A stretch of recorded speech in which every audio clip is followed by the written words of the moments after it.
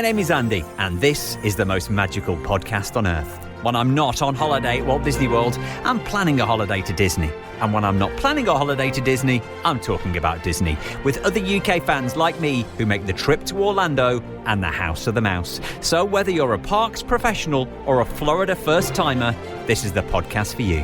Each episode, I'll be chatting to other Disney superfans to share memories of their magical times, answering your Walt Disney World questions, getting you all the latest news from the parks, and finding out what's happening right now in Orlando. So get your ears on as we take you to the most magical place on earth. This is the most magical podcast on earth as part of the Secret Recordings Network with brand new episodes.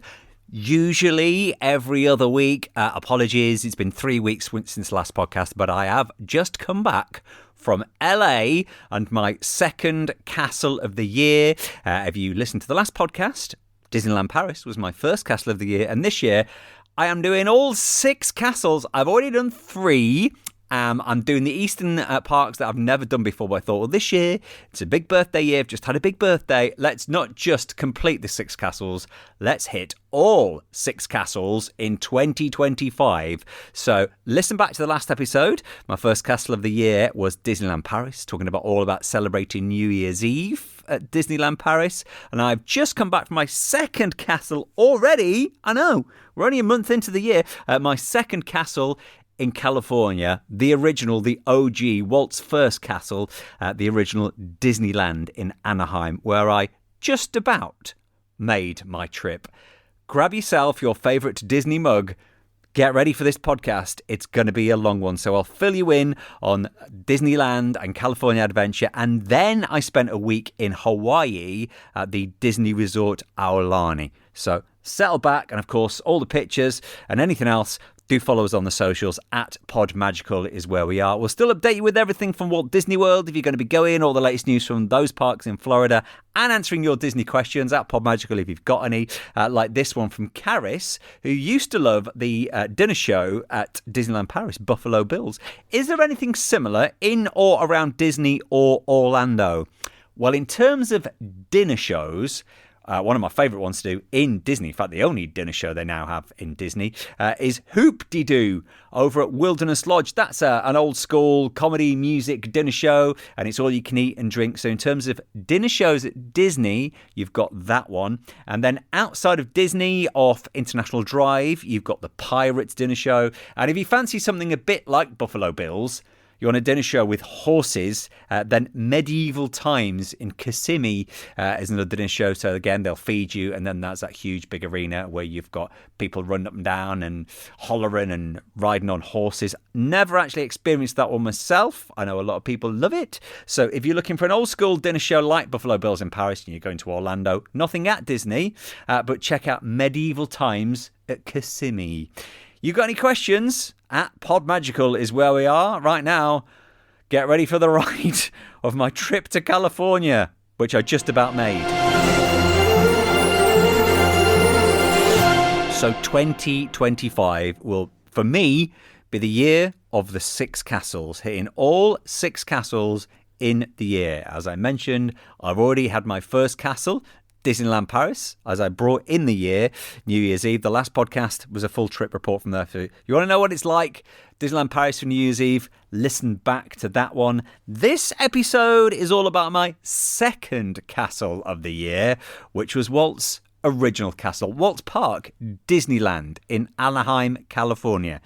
Now, this trip I booked almost 2 years before I made the journey. Now, it was a big birthday just a couple of weeks ago, and I wanted to celebrate that big birthday doing this trip.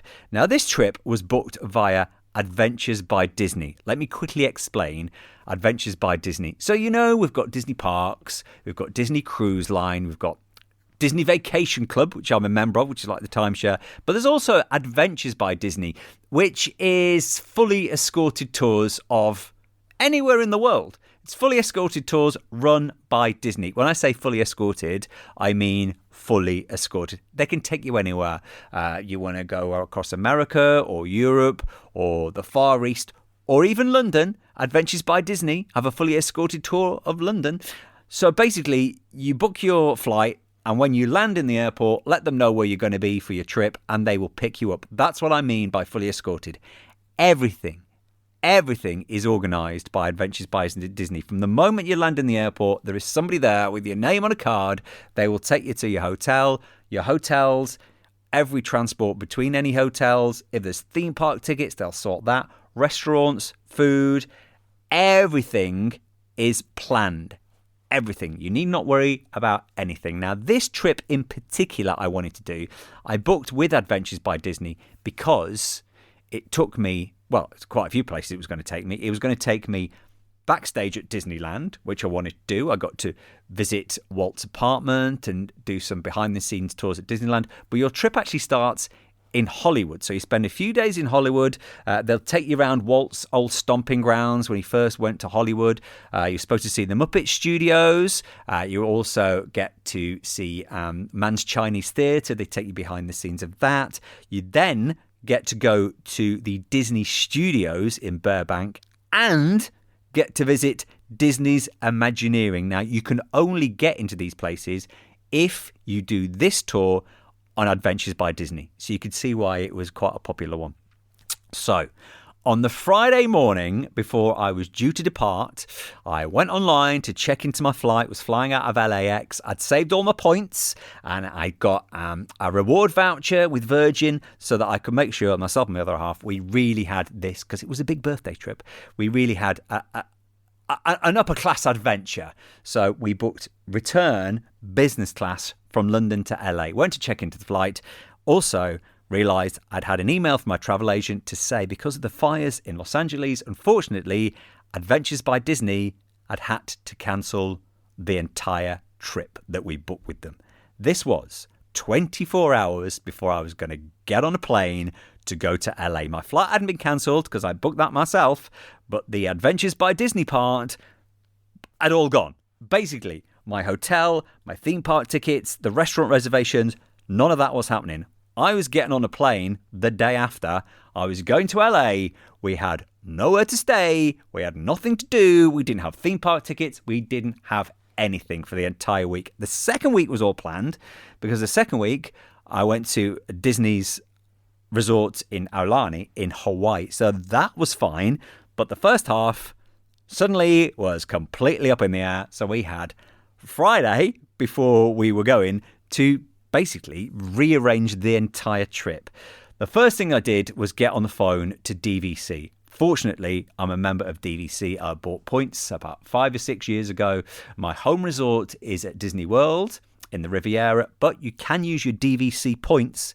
So their system works. It's a timeshare, but it works on points. So you can use it in any of the Disney hotels, whether it is Disney World, whether it's Aulani, I use my points in Hawaii, or whether it is at Disneyland. Any of the American parks, any of the resorts, you can use it there. So I got on the phone and I said, look, this has happened.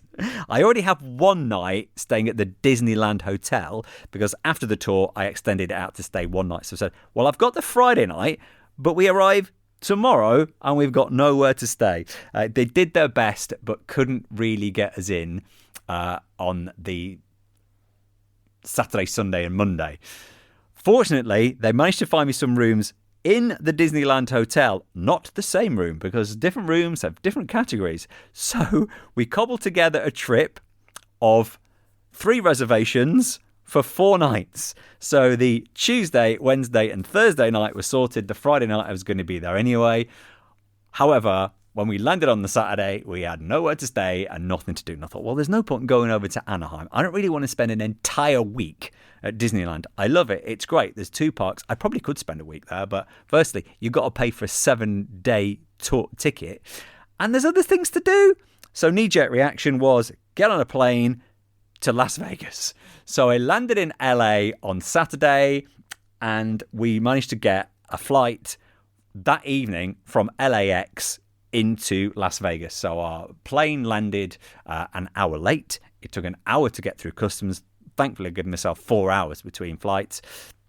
And we jumped on a plane from LAX to Vegas. I actually had an email the day before. This must have been faked from Caesars Rewards. I don't do gambling when I go to Vegas, but I like to join the loyalty schemes to see what I can get. They'd email me to say, it's January, it's pretty quiet. How about staying with us for free? 3 nights, for free. All you had to pay was the room tax. The room tax, by the way, and resort fees, still about $50 a night. But I thought, $150 for 3 nights in Vegas? It's a last-minute decision. We've got nothing else to do. We've got nowhere to stay. We know Vegas. There'll be shows. There'll be happy hours and restaurants. So 3 days in Vegas. And then we booked another flight from Vegas to take us not back to LAX. And this is my first tip for this report. If you are doing Disney World to Disneyland, don't fly into LAX. LAX is too big. There's too much going on. We flew into John Wayne International in the OC, Santa Ana Airport, I think it is. Yes, John Wayne, as in the cowboy. There's a massive statue of him. John Wayne International Airport is so much nearer to Disneyland in Anaheim than LAX. It's like half the distance, if that. Also, it's a quieter airport and you don't have to deal with the awful LA traffic. So we flew the 45-minute flight from Las Vegas into John Wayne International, grabbed an Uber, and we got to Disneyland Hotel on the Tuesday. Now, we were going to get 3-day ticket because we were only getting into Disneyland like the Tuesday afternoon. But we thought, do you know what? Obviously, the more days you stay, the cheaper your ticket gets. So let's just do 4 days. Let's just do a 4-day ticket and let's spend the 4 days at Disneyland and Californian Adventure.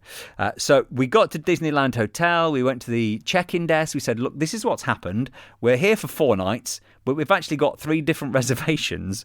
Is there anything you can do? So they went away. They came back and they went, do you know what? Actually, we can move rooms around. We always do keep rooms for maintenance. And it's actually easier for us if we keep you in your same room for 4 nights. So rather than checking into a room for a night, checking out, checking into another room and moving rooms, we can work it so that you have the same room for 4 nights. So that was a bit of a godsend. So Tuesday, Wednesday, Thursday, Friday night, we stayed in the Disneyland Hotel. The original Disney hotel that was built, well, I was going to say by Walt, and he didn't build it by hand. He didn't do bricks and mortar to build it, but it was the first Disney resort. Although it's probably one of the newest blocks in any Disney resort because the Disneyland DVC Tower is brand new. It's only been open a year or 2 maybe, although you've got all the original towers are still around it. So it was really good to have a look around that. Some of the decor in the Disneyland Tower, when we checked in, I noticed the chairs and tables were all made out of teacups, the original teacups. There's loads of memorabilia around and pictures of Walt. It's kind of like a museum. It's a step back in time, but such a great resort. The original Trader Sam's is in the middle of there as well, along with Goofy's Kitchen, where I went on my birthday for breakfast. I'll talk about that later on. So my 4 days in Disneyland. Yes, finally, I got there. Didn't think I would, but I did manage to get my second castle of the year, the original Disneyland castle. Probably the smallest and the oldest of all the castles, but that park is so quaint. I think as you step foot in and you know that this was Walt's park, this was the park that he envisaged and the only one that he stepped foot in, hands-on, his park. And all that nostalgia is around from the moment you get in. And there is more going on. It's got an atmosphere unlike any of the other Disney parks that I visited so far. There's more streetmosphere. There's more bands. There does seem to be more characters. In fact, as I walked in, even before we went underneath the railroad, Cruella de Vil was greeting people. Or I think she was trying to turf them out, actually. It's that kind of atmosphere. It's that kind of vibe. You've got some of the iconic rides. You've got the original Haunted Mansion, which actually was closed when we went. It opened the day after we left, unfortunately, because they closed it for a while to do the Christmas layover. You've got the original Pirates of the Caribbean, which was great. I think it probably is my favourite Pirates of the Caribbean that I've been on so far. Although I do believe there's a better one at the Eastern Parks, but we'll save that for a future podcast. We've got Small World. It's a Small World. Middle of January, still Christmas. They do a Christmas layover of It's a Small World. Brilliant. I mean, it's not just a few decorations here and there and they change the music. It is a full-on switchover. Every character had like the holiday best. That music was the It's a Small World music into Jingle Bells. It is so good the way they do it. I can see why it's still on in January. I think maybe it's because of the time with Chinese New Year. Maybe it's the holidays that they've extended out. We had some of the iconic dark rides as well. Mr. Toad, Pinocchio, Snow White and the Seven Dwarfs, Alice in Wonderland. They have the Alice in Wonderland ride there, where you sit in a Cheshire Cat and you go round. And I am pretty sure, and I've not been there for a few years, but I'm sure they have the same one at Blackpool Pleasure Beach. Yes, the same ride at the original Disneyland Resort and Blackpool Pleasure Beach. They also have another original Disneyland attraction, Matterhorn. If you've ever been to Disneyland and you've been on Matterhorn, you are probably still aching from that attraction. If you think Space Mountain over at Walt Disney World gives you aches and pains and need a chiropractor, the Matterhorn, I think, is even worse. That really does throw you around. So there's some of the attractions at the OG Disneyland. Across the road, California Adventure, they've probably got my favourite area of any of the parks that I've visited so far. The Cars Land is incredible. You walk into Route 66, Radiator Springs, you get to see Tomato, and they drive round. It's just incredible. You've got the Cars ride there as well, which is, yes, I suppose they say it's a little bit like Test Track at Epcot. It's not. It's a complete design. One of my favourite other rides as well is a trackless one, Luigi's, where you get into little dancing cars. I'll put all these videos, by the way, on the socials. But I think the Cars Land is my favourite land of any park that I've visited so far. You've also got the Mickey's Wheel of Death. If you've seen the big funfair wheel that they've got there that moves around, that's pretty scary. Probably one of the most scary rides they've got over there, because you do fear for your life on the, I call it the Mickey Death Wheel. I'm not really sure what it's actually called. Obviously, Pixar Pier is there as well. You've got the Incredibles roller coaster. The Incredicoaster is down there. They've recently rethemed part of that to be like San Francisco. If you're a fan of Baymax, he's down there in that part. The food's really good as well. There's a lot of Eastern influences over there for that. So yeah, you have got two parks that are pretty much next door to it. Well, they're not even next door to each other. They're actually facing each other. They're even nearer than the two Disney parks in Paris. You literally can walk out of one and cross the road and walk into the next, and then you've got Downtown Disney, which is adjoining, which then connects the hotels. The hotels, by the way, are not that near to the parks. The official Disney hotels, which do get you into the parks 30 minutes earlier if you're staying on site, so you got that perk. And if you want to park up, you've got to wait till 11 o'clock, so there's some of the different changes there. But because of where Disneyland is, it is just in the middle of Anaheim. So if you could imagine, say, International Drive in Orlando, imagine if International Drive was that and they just built a couple of Disney parks in the middle. That's how near you are. So some of the hotels and motels at Anaheim are actually nearer to the entrance for Disneyland than the actual Disney hotels themselves. But yeah, you do get those perks. Nighttime, we've got some nighttime experiences. I didn't get to experience a lot of it because during the weekdays out of season, certain things don't run. So Fantasmic is on, but it's only on at weekends out of season. And to be honest, it was really cold at night. And with the Fantasmic there, it's not an especially built arena. It's just on Tom Sawyer Island. So if you want to see Fantasmic, you can do a dinner package where you get a reserved spot, but you have to sit on the floor. Yeah, you've got to sit on a cold floor in California in February. You think, oh, it's going to be sunny in California. No, it's not at all. Yeah, so I didn't see most of Fantasmic. I did catch it one night where I just kind of stood at the back. I do like the fact that they use the galleon and the paddle steamer that are there throughout the day as part of the show. That's really good. You've got Mickey's Mix Magic, which is kind of like the fireworks you would get on Main Street, but kind of not. So during the week out of season, it's just the projections, but at weekends, it's the projections and the fireworks. However, this is really clever what they do with the fireworks, because the fireworks on the castle you can also see from Star Wars Galaxy's Edge, which is kind of at the back. So there are two places to watch the fireworks, and this is so clever what they've done. You get two completely different fire shows. The same pyros, but two shows. So if you watch from Main Street, you get Mickey's Mix Magic. But if you go around to Star Wars Galaxy's Edge, they've created a show with Star Wars music. So you don't hear the Mickey Mouse traditional Disney music.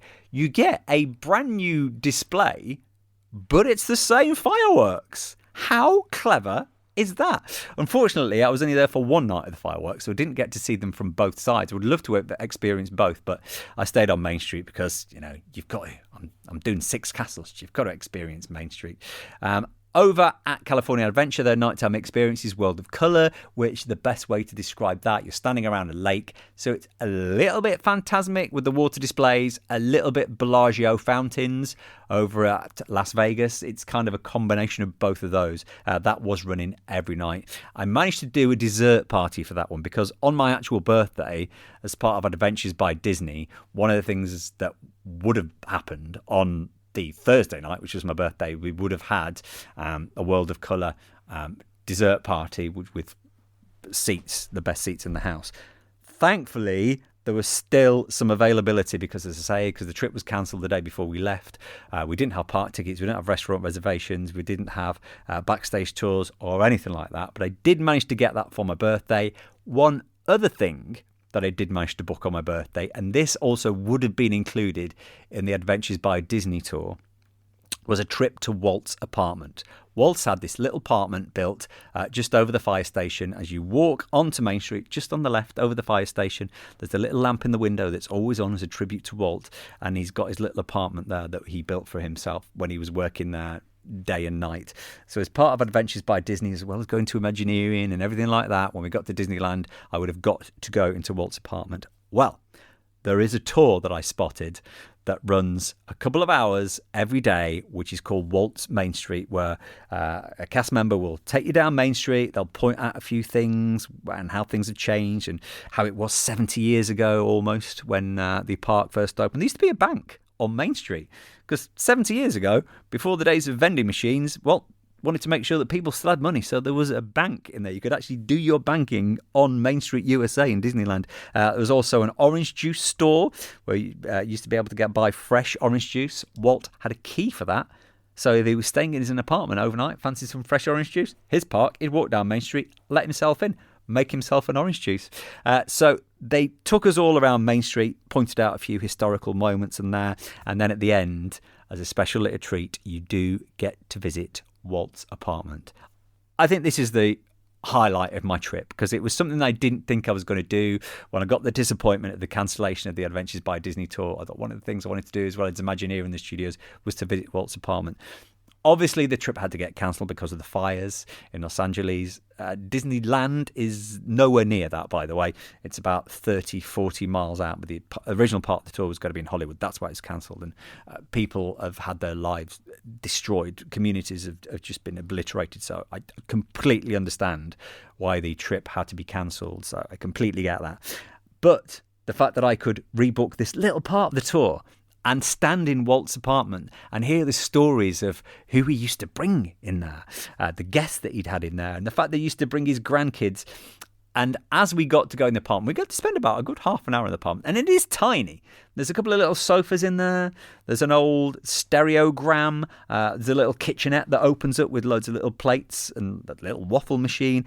Quite a few ashtrays were in there. And there's a little toilet. I got to see the toilet. They did show us there's a little toilet and a shower. So I'm thinking, did Walt sit here? Was that his thinking throne? Did some of his best ideas come from sitting on the John, as they call it in America? But I think my actual highlight, as our tour guide was talking us through this, I was actually stood in the room looking through the window on Main Street, looking through what Walt had created, stood where he stood in that apartment, looking through the window over the light onto Main Street. And in the distance, I could see Mickey Mouse, and he was conducting the Main Street Orchestra, and he was dancing around with some kids. And I thought, just to be here where Walt stood, looking at not just what Walt had created as in a park, but looking at Mickey, who is kind of Walt. People say if Walt was here now, I think he is. Every time you meet Mickey Mouse, that is your connection to the man himself, to Walt Disney. So just being in there in that moment on my birthday and then doing the World of Colour dessert party at night, that really did make it. So the disappointment of the trip, but I still got to do a couple of those little highlights, really did make it. And as I say, Disneyland and California are just perfect parks. They're just something different. There is a completely different vibe. And they are pretty quiet during the week, as with any park. Get in early to beat the crowds, because as well there's a lot of locals who go there. So like after school, it gets to like 3 or 4 o'clock and you can see people have just picked their kids up from school and go, oh, let's just like go over to Disneyland for the day.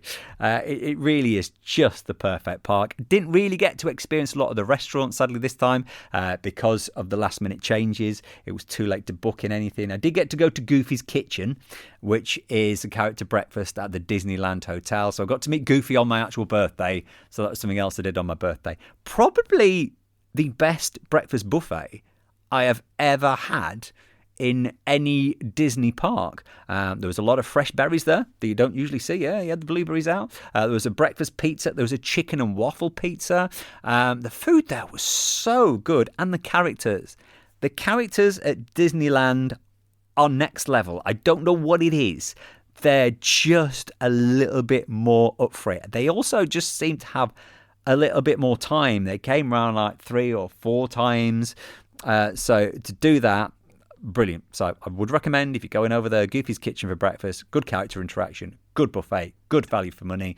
I also managed to get into Lamplight Lounge, fiddle-faddling, got a quick cancellation for that. Lamplight Lounge over at Pixar Place, which is a lounge. If you want to go there for a full meal, you can't really have a full meal. There's loads of appetizers and cocktails. You can sit inside or outside. There's loads of Pixar artwork and memorabilia around the wall, so that's really cool to do as well. Also, Carthay Circle. Didn't get to go into the actual restaurant, but the lounge downstairs was open, so I got to sample an old-fashioned in there. I love an old-fashioned. So, yes, some good food there. Also, managed to experience Lunar New Year, which is probably the shortest festival of any parks. It only runs for like 3 or 4 weeks. There's a lot of food booths to celebrate the Chinese New Year. There's a little Mulan parade as well. Mickey and Minnie were there in their new little outfits. So that was something I got to experience as well, the Lunar New Year festival at the Disneyland park. So overall, even though the day before we went, I didn't think I was going to make it, I have ticked off another castle for 2025, and there are more castles to come. Yes, I will be going back to Walt Disney World at the very end, but it's the eastern parks I'm going to be visiting next, with Hong Kong and Shanghai in just a couple of months' time, and then later this year going to be going to Tokyo.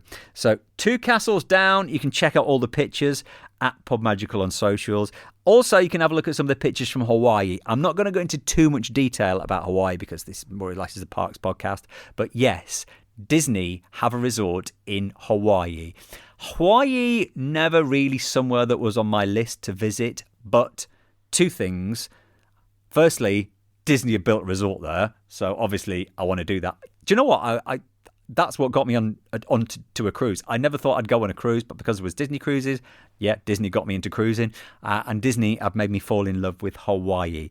Hawaii, by the way, so far away. The only reason, apart from Disney being there, that I was going to visit was because I was already in LA. It's like a 10-hour flight to LA from the UK, and then from LA, it's another 6 hours to Hawaii. The classic is an internal flight. Boy, that was hard going. So, yeah. 16 hours in the air, you can't do it in a day. It's impossible, but it is well worth it because Disney's resort in Hawaii, they have created paradise. Hawaii is already paradise. And when I was over there, got to visit a few parts of the island, got to visit Pearl Harbor, Kualoa Ranch, where they filmed Jurassic Park. It is stunning. We had a drive around the North Shore. Hawaii really is beautiful. And the part of Hawaii where Disney are, it's not in Honolulu. It's not center. It's kind of like half an hour away from anything, really. It's just a little corner of Hawaii. There are a few resorts. They've got the Four Seasons next door. There's a Marriott. There's only about 4 or 5 resorts. And there's about 4 little bays. But it really is beautiful. And they picked a part of the island that just has the perfect climate all year round. Our waitress in one of the restaurants, who, by the way, was the auntie of Nicole Scherzinger. Yes, Nicole Scherzinger's auntie is a server for Disney in Hawaii. Of course, if you're going to Hawaii, you've got to bump into a Scherzinger or a Bruno Mars at some point. She was telling us, yeah, you're here in January, but if you come in summer, it might be like a couple of degrees warmer. But pretty much all year round, it's perfect sunshine. The most incredible sunsets I have ever seen. The resort itself, A lot of people say they describe it as like walking into Animal Kingdom Lodge or walking into one of those more grand hotels. It kind of does give me that vibe. But as you walk into the lobby, which smells incredible, by the way, I can't give you smello sound on this, but probably the best smell of any Disney resort or Disney cruise. Go to Aulani and sniff the lobby. It's incredible. The lobby opens up then into the resort, so straight away you see the pool and the lazy river and the foliage. It's just incredible, and that then overlooks into the ocean. Just perfect. The two towers are either side. As I say, I'm a member of DVC, so we've saved our points and we managed to stay there for an entire week on DVC points. We only had a one-bedroom room, which was enough. We did have an ocean view, which again was worth it, waking up every morning and just seeing the sea and just hearing that. And there is a kind of a feel of being on a Disney cruise in Aulani. They've created that kind of, when you're on a cruise, it's kind of laid back and there just seem to be more characters milling around, and the cast members were just incredible. They loved it. And Hawaii itself, just beautiful. The people of Hawaii, they have got this, I don't know, it's just a laid back, open attitude. I think because Hawaii is such a cultural melting pot, it's near to the east, it's near to Australia, it's near to America. There is so much going on. There is so many cultures, and everybody just loves each other. The word ohana means family. Yes, they do use that all the time. But when you get that and they say aloha, which I always thought was just a Hawaiian word for hello. No, it's not. They say it when they say goodbye as well. Aloha is hello, it's goodbye. The actual meaning of the word aloha is love. That's what it means. So they greet each other, they say hello, they say goodbye, they actually just say love. And I think I've fallen in love with Hawaii. Again, I'll put pictures of that on the socials. I hope this has not been too much. And again, want to send love to the people of LA. I know my trip was cancelled, but they have been going through just some of the worst things. So as you look at the world, there are far worse things going on than my trip that I had to rearrange. I am so lucky to have done this. Also, I'll quickly mention this. This is a top tip. If you, like me, are going to Hawaii and you've saved your points, if you're going with Virgin and you have managed to go upper class, I know the point system has changed now. I was lucky that I booked this before the point system changed. So I think it was like 90,000 points or something ridiculous, and a companion voucher. I got to go business class both ways. Coming back into LAX, you can use the Delta One check-in. It's the greatest experience ever. If you are flying upper class with Virgin from LAX, find the Delta One check-in. It is located at lower level, Terminal 3. So it's actually where arrivals is. It's where people are collecting their luggage. There's a little frosted door which says Delta One. You can check in there. You get there, they take your luggage for you. They sit you down with a glass of champagne, they do your check-in, and then they escort you through security. You get your private security, and then you go into a lift, which takes you straight into one of the greatest lounges I have ever been into. I don't think I'm ever going to get to do it again because the point system's changed, and I can't afford to fly business class or first class. But please, if you happen to be flying from LAX back to the UK with Virgin in upper class, you can use the Virgin upper class check-in, but you can also use the Delta One check-in. Use the Delta One check-in. Incredible. Once again, everything is on the socials, pictures, videos. I'm trying to do more stuff on TikTok. At Podmagical is where we are. And from Disneyland in California back home to what I call my resort. I don't know why, because I don't live anywhere near Florida, but when people say, oh yeah, it's not as good as we have, I always think about Walt Disney World. If you are going to Walt Disney World over the next couple of weeks, pound to dollar seems to pick up a little bit. It's been hovering around 1.25. The weather seems to be quite mild, looking mid to high 20s, a lot cooler at night. A couple of busy weekends in Walt Disney World this weekend and next weekend. We've got cheerleaders. It's still the Epcot Festival of the Arts, which is one of my favourite festivals. You've got the Disney on Broadway series with some epic performances. Over at Universal, they start their Mardi Gras this weekend. I know, where's the year going? We're only just into February. Universal's Mardi Gras, with some live performances every weekend. T-Pain performing this weekend.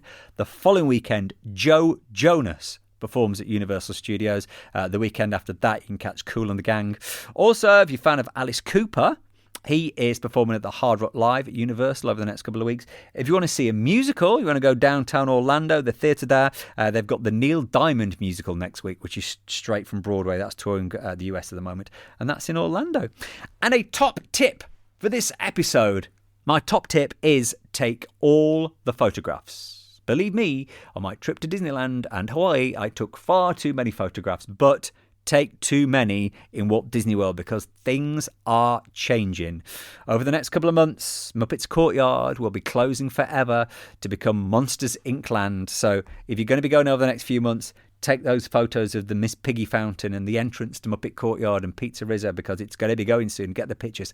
Get the pictures of Dino Land in Animal Kingdom because part of that is already closed and Dinosaur will be closing at the end of the year. Take pictures of that. Take pictures of the Rivers of America in Magic Kingdom because we know that Cars attraction is coming there and they're going to be filling that in.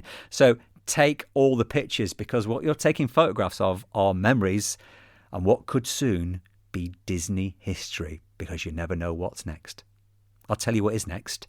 Our next podcast, which I promise will be in 2 weeks. It'll be back to normal with some incredible guests over the next few episodes. Of course, if you'd like to be a podcast guest, always looking for podcast guests, do give me a shout at PodMagical. Send me a DM. I'll get in touch. We'll get you on the podcast. And make sure you've liked and subscribed because, well, you never know. It could be 2 weeks. It may even be 3 weeks again. You never know. Apologies once again. But thanks for sticking with us. Give us a 5-star rating if you could. And until next time, please stand clear of the doors.